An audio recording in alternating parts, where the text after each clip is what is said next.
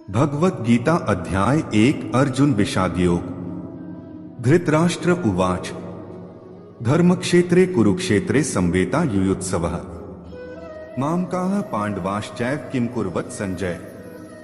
भावार्थ धृतराष्ट्र बोले, हे संजय, धर्मभूमि कुरुक्षेत्र में एकत्रित युद्ध की इच्छा वाले मेरे और पांडु के पुत्रों ने क्या किया।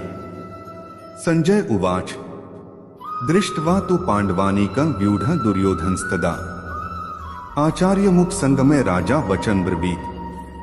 भावार्थ संजय बोले, उस समय राजा दुर्योधन ने व्यूहर्चना युक्त पांडवों की सेना को देखा और द्रोणाचार्य के पास जाकर यह वचन कहा, पश्यता पांडुपुत्राणामाचार्य महती चमू व्यूढ़ा द्रुपद पुत्रेण तव शिष्येण धीमता। भावार्थ हे आचार्य, आपके बुद्धिमान शिष्य द्रुपद पुत्र धृष्टद्युम्न द्वारा व्यूहाकार खड़ी की हुई पांडुपुत्रों की इस बड़ी भारी सेना को देखिए। अत्र शूरा महेशवासा भीमार्जुन समायुधि युयुधानो विराटश्च द्रुपदश्च महारथः धृष्ट केतुश्चेकितानः काशिराजश्च वीर्यवान पुरुजित कुंती भोजश्च शैब्यश्च नरपुंवः युधामन्युश्च विक्रांत उत्तमौजाश्च वीर्यवान सौभद्रो द्रौपदेयाश्च सर्व एव महारथाः।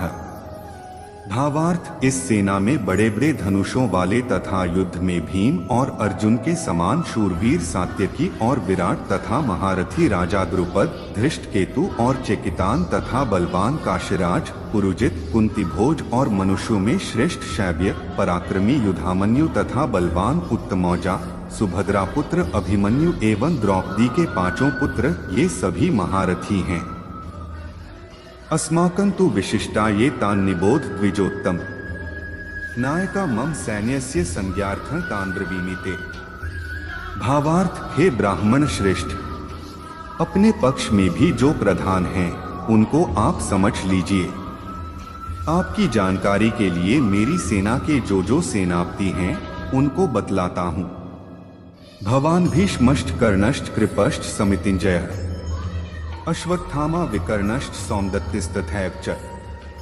भावार्थ आप द्रोणाचार्य और पितामह भीष्म तथा कर्ण और संग्राम विजय कृपाचार्य तथा वैसे ही अश्वत्थामा, विकर्ण और सोमदत्त का पुत्र भूरिश्रवा अन्ये च बहवः शूरा मदर्थे त्यक्त जीविता है नाना शस्त्र प्रहरणाः सर्वे युद्ध विशारदा है। भावार्थ और भी मेरे लिए जीवन की आशा त्याग देने वाले बहुत से शूरवीर अनेक प्रकार के शस्त्रास्त्रों से सुसज्जित और सबके सब युद्ध में चतुर हैं। अपर्याप्तम तदस्माकं बलं भीष्माभिरक्षितम् पर्याप्तं त्विद्मे तेषां बलं भीमाभिरक्षितम्। भावार्थ भीष्म पितामह द्वारा रक्षित हमारी वह सेना सब प्रकार से अजेय है और भीम द्वारा रक्षित इन लोगों की यह सेना जीतने में सुगम है। अनेषु च सर्वेषु यथाभागम स्थिता है भीष्म में वाभिरक्षन्तु भवन्तः सर्व एव ही। भावार्थ इसलिए सब मोर्चों पर अपनी अपनी जगह स्थित रहते हुए आप लोग सभी निःसंदेह भीष्म पितामह की ही सब ओर से रक्षा करें। तस्य संजनयन् हर्षं कुरु वृद्धः पितामहः सिंहनादं विनद्योच्चैः शंख दधमो प्रतापवान। भावार्थ कौरवों में वृद्ध बड़े प्रतापी पितामह भीष्म ने उस दुर्योधन के हृदय में हर्ष उत्पन्न करते हुए उच्च स्वर से सिंह की दहाड़ के समान गरज कर शंख बजाया। ततः शंखाष्ट भैर्यष्ट पणवानक गोमुखा है सहसैवाभ्यहन्यंत सशब्दस्तुमुलोभवत्। भावार्थ इसके पश्चात शंख और नगाड़े तथा ढोल, मृदंग और नरसिंघे आदि बाजे एक साथ ही बज उठे। उनका वह शब्द बड़ा भयंकर हुआ। ततः श्वेतैर्हैर्युक्ते महति स्यंदने स्थितौ माधवः पांडवश्चैव दिव्यो शंखो प्रदध्मतुः। भावार्थ इसके अनंतर सफेद घोड़ों से युक्त उत्तम रथ में बैठे हुए श्री कृष्ण महाराज और अर्जुन ने भी अलौकिक शंख बजाए। पांचजन्य ऋषिकेशो देवदत्तं धनंजय पौंड्रं दधमो महाशंख भीमकर्मा वृकोदरः। भावार्थ श्री कृष्ण महाराज ने पांचजन्य नामक अर्जुन ने देवदत्त नामक और भयानक कर्म वाले भीमसेन ने पौंड्र नामक महाशंख बजाया। अनंत विजय राजा कुंती पुत्रो युधिष्ठिर नकुल सहदेवश्च सुघोषमणि पुष्पकौ। भावार्थ, कुंती पुत्र राजा युधिष्ठिर ने अनंत विजय नामक और नकुल तथा सहदेव ने सुघोष और मणिपुष्पक नामक शंख बजाए। काश्यश्च परमेश्वासः शिखंडी च महारथः। धृष्टद्युम्नो विराटश्च सात्यकिश्चापराजितः। द्रुपदो द्रौपदेयाश्च सर्वशः पृथिवीप्ते। सौभद्रश्च महाबाहुः शंखान् दध्मुः पृथक पृथक। भावार्थ, श्रेष्ठ धनुष वाले काशीराज और महारथी शिखंडी एवं धृष्टद्युम्न तथा राजा विराट और अजय सात्यकी, राजा द्रुपद एवं द्रौपदी के पांचों पुत्र और बड़ी भुजा वाले सुभद्रा पुत्र अभिमन्यु, इन सभी ने, हे राजन, सब ओर से अलग अलग शंख बजाए। सघोषो धार्तराष्ट्राणा हृदयानि व्यदार्यत। नभश्च पृथिवी चैव तुमुलो व्यनुनाद्यन्। भावार्थ, और उस भयानक शब्द ने आकाश और पृथ्वी को भी गुंजाते हुए धार्तराष्ट्र के अर्थात आपके पक्ष वालों के हृदय विदीर्ण कर दिए। अर्जुन उवाच अथ व्यवस्थितान् दृष्ट्वा धार्तराष्ट्रान् कपिध्वजः प्रवृत्ते शस्त्र संपाते धनुरुद्यमे पांडवः। ऋषिकेशं तदा वाक्यमिदमाह महीते सैन्योरुभयोर्मध्ये रथं स्थापय मेचु। भावार्थ, हे राजन, इसके बाद कपिध्वज अर्जुन ने मोर्चा बांधकर डटे हुए धृतराष्ट्र संबंधियों को देखकर उस शस्त्र चलने की तैयारी के समय धनुष उठाकर ऋषिकेश श्री कृष्ण महाराज से यह वचन कहा, हे अच्युत, मेरे रथ को दोनों सेनाओं के बीच में खड़ा कीजिए। यावदेतान्निरीक्षेहं योद्धृकामानवस्थितान् कैर्मया सह योद्धव्यमस्मिन् रणसमुद्यमे। भावार्थ, और जब तक कि मैं युद्ध क्षेत्र में डटे हुए युद्ध के अभिलाषी इन विपक्षी योद्धाओं को भली प्रकार देख न लूं कि इस युद्धरूप व्यापार में मुझे किन किन के साथ युद्ध करना योग्य है, तब तक उसे खड़ा रखिए। योत्स्यमानान् वेक्षेहं य एतेत्र समाप्ता है। धार्तराष्ट्रस्य दुर्बुद्धेर्युद्धे प्रियचिकीर्षवः। भावार्थ, दुर्बुद्धि दुर्योधन का युद्ध में हित चाहने वाले जो ये राजा लोग इस सेना में आए हैं, इन युद्ध करने वालों को मैं देखूंगा। संजय उवाच एवमुक्तो हृषिकेशो गुडाकेशेन भारत सैन्योरुभयोर्मध्ये स्थापयित्वा रथोत्तमम्। भीष्मद्रोण प्रमुखतः सर्वेषां च महीक्षिता। पार्थ पश्यैतान् संवेतान् कुरुनिति। भावार्थ, संजय बोले, हे धृतराष्ट्र, अर्जुन द्वारा कहे अनुसार महाराज श्री कृष्णचंद्र ने दोनों सेनाओं के बीच में भीष्म और द्रोणाचार्य के सामने तथा संपूर्ण राजाओं के सामने उत्तम रथ को खड़ा कर इस प्रकार कहा कि हे पार्थ, युद्ध के लिए जुटे हुए इन कौरवों को देख। तत्रापश्यत् स्थितान् पार्थ पितृनथ पितामहा आचार्यान् मातुलान् भ्रातॄन् पुत्रान् पौत्रान् सखींस्तथा श्वशुरान् सुहृदश्चैव सैन्योरुभयोरपि। भावार्थ, इसके बाद प्रथापुत्र अर्जुन ने उन दोनों ही सेनाओं में स्थित ताऊ चाचों को, दादों पर दादों को, गुरुओं को, मामाओं को, भाइयों को, पुत्रों को, पौत्रों को तथा मित्रों को, ससुरों को और सुहृदों को भी देखा। तान् समीक्ष्य स कौन्तेयः सर्वान् बन्धून् वस्थितान् कृपया पर्याविष्टो विषीदत्रिदम्ब्रवीत। भावार्थ, उन उपस्थित संपूर्ण बंधुओं को देखकर वे कुंती पुत्र अर्जुन अत्यंत करुणा से युक्त होकर शोक करते हुए यह वचन बोले। अर्जुन उवाच दृष्टेवं स्वजनं कृष्ण युयुत्सुं समुपस्थितं सीदन्ति मम गात्राणि मुखं च परिशुष्यति। वेप्थुश्च शरीरे में रोमहर्षश्च जायते। भावार्थ, अर्जुन बोले, हे कृष्ण, युद्ध क्षेत्र में डटे हुए युद्ध के अभिलाषी इस स्वजन समुदाय को देखकर मेरे अंग शिथिल हुए जा रहे हैं और मुख सूखा जा रहा है तथा मेरे शरीर में कंप एवं रोमांच हो रहा है। गांडीवं स्रंस्ते हस्तात्वक चैव परिदह्यते न च शक्नोमि वस्थातु भ्रमतीव च मे मनः। भावार्थ हाथ से गांडीव धनुष गिर रहा है और त्वचा भी बहुत जल रही है तथा मेरा मन भ्रमित सा हो रहा है, इसलिए मैं खड़ा रहने को भी समर्थ नहीं हूँ।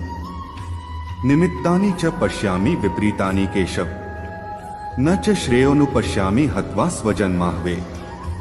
भावार्थ हे केशव, मैं लक्षणों को भी विपरीत ही देख रहा हूँ तथा युद्ध में स्वजन समुदाय को मारकर कल्याण भी नहीं देखता।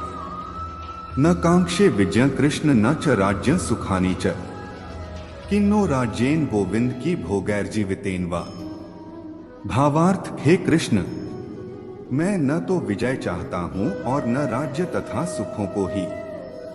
हे गोविंद, हमें ऐसे राज्य से क्या प्रयोजन है अथवा ऐसे भोगों से और जीवन से भी क्या लाभ है। येषामर्थे कानक्षितं नो राज्य भोगाः सुखानि च, त इमेव स्थिता युद्धे प्राणास्त्यक्त्वा धनानि च। भावार्थ हमें जिनके लिए राज्य भोग और सुखादि अभीष्ट हैं, वे ही ये सब धन और जीवन की आशा को त्याग कर युद्ध में खड़े हैं। आचार्याः पितरः पुत्रास्तथैव च पितामहाः, मातुलाः श्वशुराः पौत्राः श्यालाः संबंधिनस्तथा।